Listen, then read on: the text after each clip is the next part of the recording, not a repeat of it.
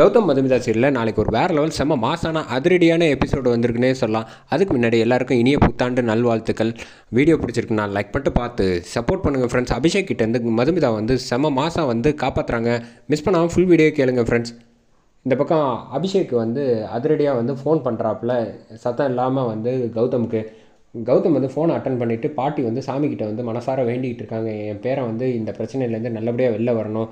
மதுமிதா வந்து ஏதோ தெரியாமல் வந்து இந்த மாதிரி செஞ்சுட்டு அவளால் வந்து கௌதமுக்கு எந்த சிக்கலும் வந்துடக்கூடாது. அவங்க வாழ்க்கையில் 2 பேரும் வந்து சந்தோஷமாக இருக்கணும் ஆண்டவான்னு வேண்டிக்கிட்டு இருக்காங்க.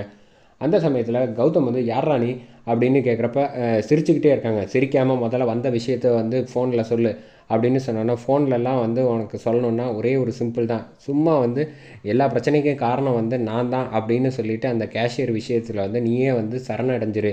அதுக்கப்புறம் எந்த பிரச்சனையும் வராது. அப்படிலாம் செய்ய முடியாது. உன்னால் என்ன பண்ண முடியும்னு கௌதம் வந்து செம கோவத்தோடு பேசுகிறாங்க. அப்படின்னா ஒன்றும் பிரச்சனை இல்லை. அங்கே மதுமிதா வந்து அங்கே உட்காந்துருக்கால அந்த கேஷியருக்கு பாதுகாப்பா.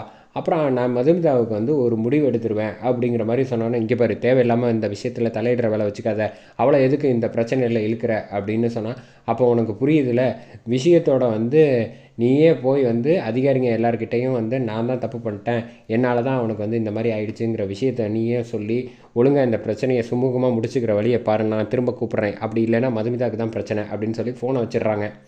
அந்த சமயத்தில் வந்து இதுக்கப்புறம் சும்மா இருந்தால் சரியாக வராதுன்னு சந்தோஷ்க்கு ஃபோனை போடுறாங்க.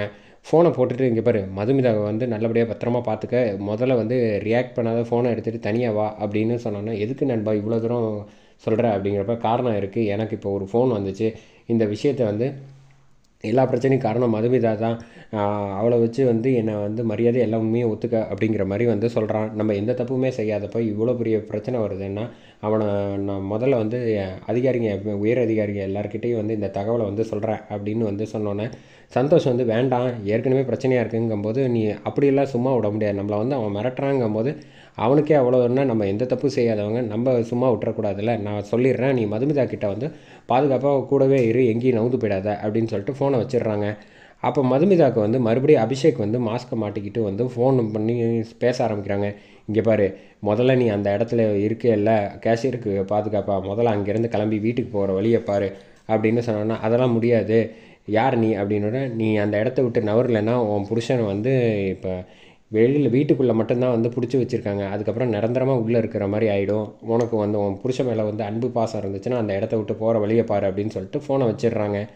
வச்சதுக்கப்புறம் இந்த தகவலை வந்து சந்தோஷ்கிட்ட வந்து சொல்கிறாங்க. எனக்கு ஒன்றுமே புரியல அப்படின்னு சொல்கிறப்ப, இப்போ தான் கௌதமுக்கும் ஒரு ஃபோன் வந்துச்சு. 2 பேருமே நீங்கள் 2 பேரும் சந்தோஷமாக இருக்கக்கூடாதுங்கிறதுக்காக யாரோ ஒருத்தன் வந்து இடையில பூந்து விளாண்டுட்டு இருக்கான், அதை வந்து நம்ம விட்டுறக்கூடாது அப்படின்னு சொல்லிட்டு கௌதமுக்கு வந்து ஃபோன் பண்ணி சொல்கிறாங்க மதுமிதா, முதல்ல நீங்கள் இங்கே இருக்காதீங்க, இங்கே இருந்தால் தான் பிரச்சனை, நீங்கள் முதல்ல கிளம்பி வாங்க, அப்படி போயிடக்கூடாது, அவன் அப்படி போகணுங்கிறதுக்காக தான் நம்ம 2 பேரையும் வந்து வச்சு திட்டம் போட்டுக்கிட்டு இருக்கான், நான் இங்கே இருந்தால் தான் இவனுக்கு பாதுகாப்பாக இருக்கும், அதான் வந்து எல்லோரும் இருக்காங்களா அதிகாரிங்கள்லாம், அப்படி இருந்தாலும் நம்ம வந்து சரியாக விட்டுற முடியாது, நமக்கு தேவைன்னா நம்ம தான் பத்திரமா பாதுகாப்பாக இருக்கணும், அவனுக்கு எந்த பிரச்சனையும் இல்லைன்னு சொன்னால் தான் நீங்கள் வந்து இதுலேருந்து வெளியில் வர முடியும், என்னால் ஆன பிரச்சனையை நானே பார்த்துக்கிறேன், நீங்கள் ஒன்றும் கவலைப்படாதீங்க, தைரியமாக இருங்க அப்படிங்கிற மாதிரி வந்து சொல்லி மதுமிதா வந்து சொல்லிடுறாங்க. அதுக்கப்புறமா வந்து வெள்ளைக்கோட்டுக்காரங்க வெளியில் வராங்க. வெளியில் வந்தோடனே இந்த மாதிரி தகவலை சொல்கிறாங்க மதுமிதா கிட்ட, நானும் தேடி தேடி பார்க்குறோம், எங்களால் வந்து என்ன செய்கிறதுனே தெரியல, சிவப்பு கலர் வந்து பாட்டில் வந்து கிடைக்கவே மாட்டேங்குது அப்படின்னு சொன்னோன்னே, இந்த பக்கம்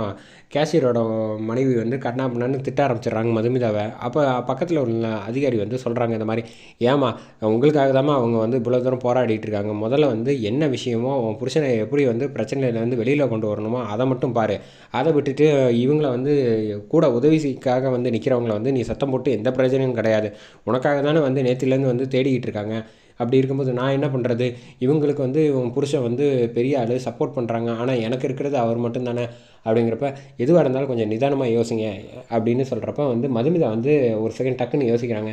வேணும்னா என்ன வந்து சோதிச்சு பாருங்கள் அப்படின்னு சொன்னோன்னே, இதுவும் நல்ல ஐடியா தானே, இத்தனை நாளாக வந்து தோணாமல் போயிடுச்சு அப்படின்னு சொல்லிட்டு மதுமிதா வந்து நானே வந்து எல்லா விஷயமும் பார்த்துக்கிறேன் அப்படிங்கிற மாதிரி சொன்னோன்னே, பாருமா உன் புருஷனை வந்து காப்பாற்றுறதுக்காகவே வந்து சாமி போல் இவங்க வந்திருக்காங்க, இவங்கள போய் வந்து நீ இவ்வளோ தூரம் பேசிட்டியே அப்படின்னோடனே, தயவு செஞ்சு என்னை மன்னிச்சிருங்க அப்படின்னு கையெடுத்து மதுமிதாவை பார்த்து மன்னிச்சு கேட்குறாங்க. பரவாயில்ல இருக்கட்டும், எல்லாமே நல்லதுக்கு தாம்மா, விடு, உன் புருஷன் வந்து நல்லபடியாக உன் கூட வந்து சந்தோஷமாக இருப்பாங்க, அதுக்கு நான் வந்து கூட வந்து பாதுகாப்பாக பத்திரமா இருக்கிறதுக்கு உதவி செய்கிறேன் அப்படின்னு வந்து சந்தோஷத்துலேருந்து எல்லோரும் சொன்னோன்னா, எல்லோரும் வந்து நிம்மதியாக வந்து அசந்து தூங்க ஆரம்பிச்சிடுறாங்க.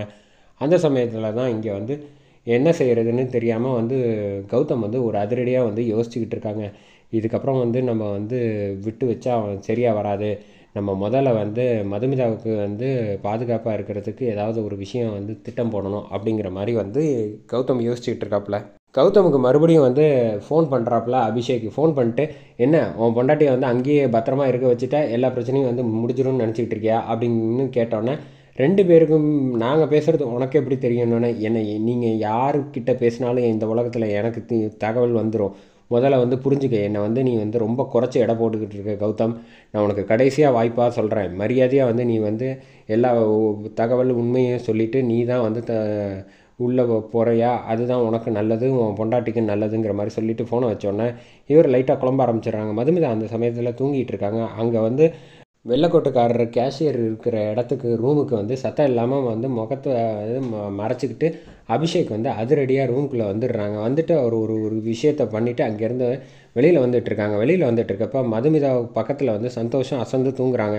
அப்போ கையில் வந்து ஒரு பொருளை ஒன்று வச்சுருக்காப்புல அபிஷேக் வந்து அந்த பொருளை பார்த்துக்கிட்டே வந்து மதுமிதாவை பார்த்து தூங்கிட்டு இருக்காங்களா டயர்டாக அவங்க.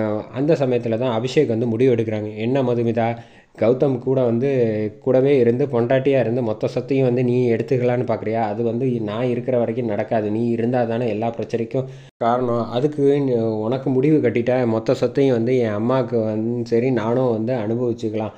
வெறும் ஒரு சின்ன விஷயம் கேட்கணுன்னா கூட வந்து என் சொத்து என் அப்பாவோட சொத்தை வந்து எனக்கு கொடுக்க முடியாத அளவுக்கு நீயும் சரி மதுமிதா கௌதம் 2 பேரும் வந்து எனக்கு குடைச்சல் குடிச்சிக்கிட்டு இருக்கீங்களே. முடிவு கட்டினாலே கௌதம் வந்து தன்னால் வந்து விலகிடுவான். அதுக்கப்புறம் ஆஃபீஸ் மொத்தமும் என் கண்ட்ரோலுக்குள்ளே வந்துடும்ன்ட்டு அதிரடியாக ஒரு முடிவு எடுக்கிறாங்க அபிஷேக். எப்படி வந்து கௌதம் மாசாக வந்து காப்பாற்ற போகிறாங்க வெயிட்